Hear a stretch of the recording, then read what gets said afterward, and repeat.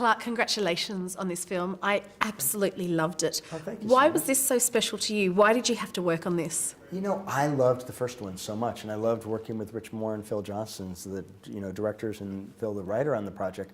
So when they started to talk about making a sequel, I was like, I have to be a part of it. I loved these characters from the first one, and just the idea of doing a sequel. You know, Disney has only done this is the third sequel in 95 years. So it's sort of this rare opportunity that I said I wanted to be a part of. And the interesting thing is you don't realize it. Sequels are so hard. So, Why? Well, I think it's because you have to figure out how do you tell a story that's as original, that's as funny, that is as emotional as the first one, so that the audience, and surprising in a way, the audience will feel like it was worthy of doing another story with these characters. There's something nice about finishing a film and having it all neatly wrapped up and leaving it there. So, you know, it's tough to figure that story out. Disney, they're amazing. Like, they very, very rarely get it wrong. What's the secret to their success? How do they always manage to pull on our heartstrings, make us cry, make us laugh, and also enjoy the ride? Well, thank you for that. I think, you know, there's a couple things. One is, and you said it, the heartstrings. I think it's really important if you're going to tell a story and you want the audience to have it resonate with them, you got to make it emotional. So it can't just be a straight comedy. There has to be emotion in that. And that was a big element when we embarked on this project. But there's a second piece, which I am so proud of at our studio, which is we have this really collaborative environment. We have a thing called the Story Trust. It's all the other directors and writers who are not working on Ralph Breaks the Internet. And about every 3 or 4 months, we show them where our film is at. And they react to it. And they give us their honest feedback. And it's an objective set of eyes. It's looking at the story you're telling and trying to help you hone it to be the best story it can be. And there's no substitute for that. It's too easy when you're making a film to get so close to it, to be blind to the things that aren't working. And this is a group of people that is very honest and tells you what's working and not working, but leaves it to you to figure it out. And I think there's a power to that story trust that we're lucky to have. We know that a producer is really busy. I mean, we were just talking off air. You had the morning off. Instead of exploring Dublin, you chose to work. What does a producer do?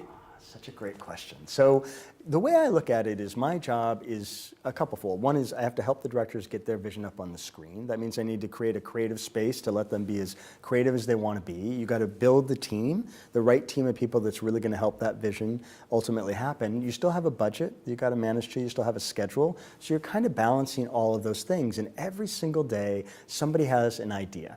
And you have to decide, is that idea, you know, going to slow the film down? And if so, is it worthy of doing that because it's the right idea? Or do we need to figure out how do we move forward because maybe we're a little bit behind? You're always balancing those things.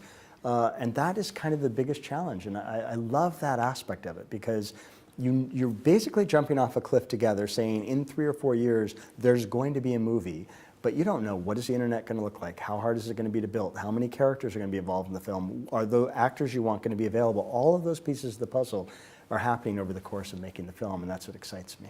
How did you feel when you first heard about the princess aspect of this? Because that was one of my favourite scenes in the film. So when you first heard about it, what were your honest opinion about it? Well, you know what's interesting? That is a scene that existed from the very beginning, and it's really rare that an idea from the very beginning actually ends up in the final film. So it's fascinating to think that that survived all of those pieces. When they first pitched it, they actually looked at me and said, "Do you think we can do it?" And I said, "There's only one way to do this, and that is write the scene, storyboard the scene, and let's put it in a screening. We will tell nobody about it. It will be our own little secret. And then, in the screening, with people internally, they're either going to think it's the best sequence in the world, or they're going to think it's the worst idea of the world. But we will get that ability to test it. If you just talk about it, people might say, I don't know, should you really do that? So we boarded the scene, we put it in the film, and literally as we're watching it, we're sitting in the back row looking at the audience, we all kind of sat forward in our seat to look and see, how's this going to go? And the reaction was so natural from people internally that we thought to ourselves, okay, this is worth doing. And then we had to obviously build all those princesses and continue to evolve the scene. But from that day, we had the support of the company, which was fantastic. Because it's a bloody brilliant scene.